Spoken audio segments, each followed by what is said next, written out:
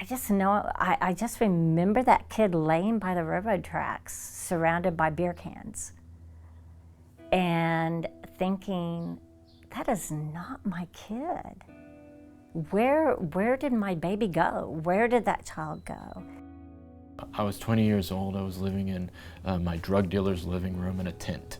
I had a suitcase full of all of my possessions.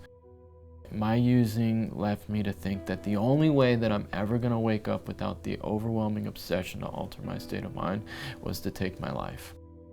When you have a child that's an addict, you don't walk up to other parents in the PTA and say, hey, what are you doing with your kids that doing drugs? It was so taboo that nobody talked about it.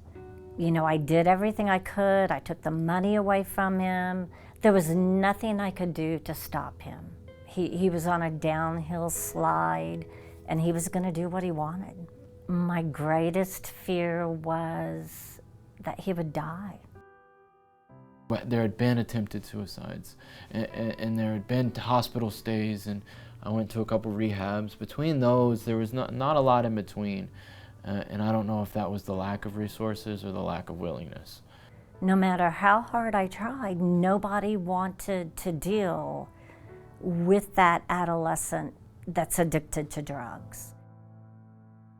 My life and my quality of life had gone down. Not only was he wanting to hurt himself, but I got to the point that I wanted to hurt myself.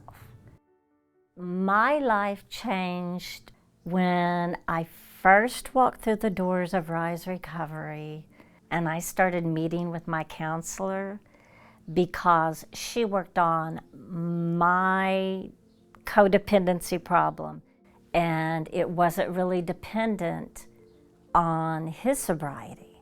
I was able to hear the stories and the journeys that the other parents had taken, and from there, that influenced the decisions and the choices that I was going to make.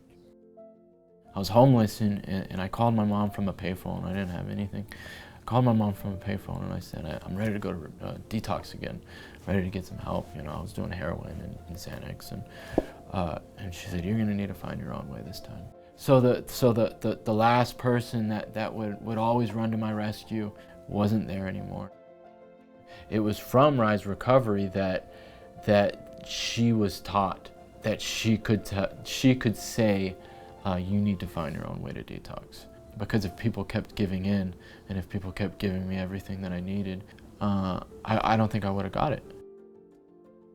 What I love about what I get to do today, now that I'm standing on the other side, I get to talk to kids and teenagers that get to go through Rise Recovery in a way that I wish somebody talked to me.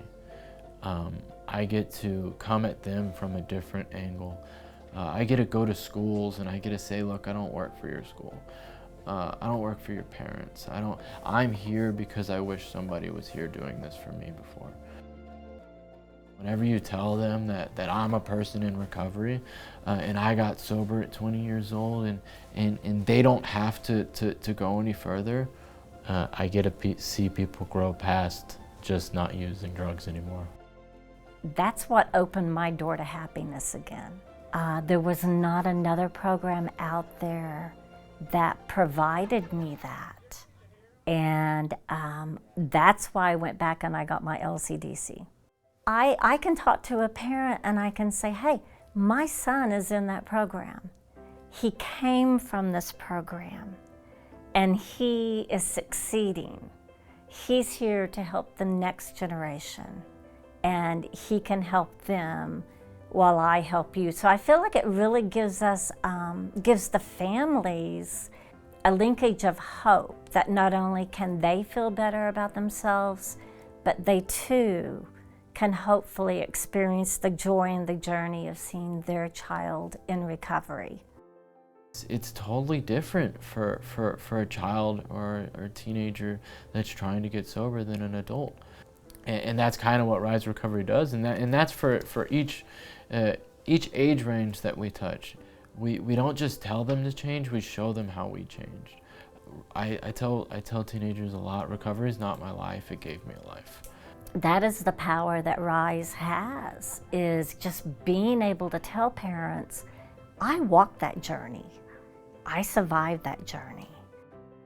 I'm amazed, I'm proud. I can see my baby boy with those blue eyes again. I wouldn't replace it for anything in the world.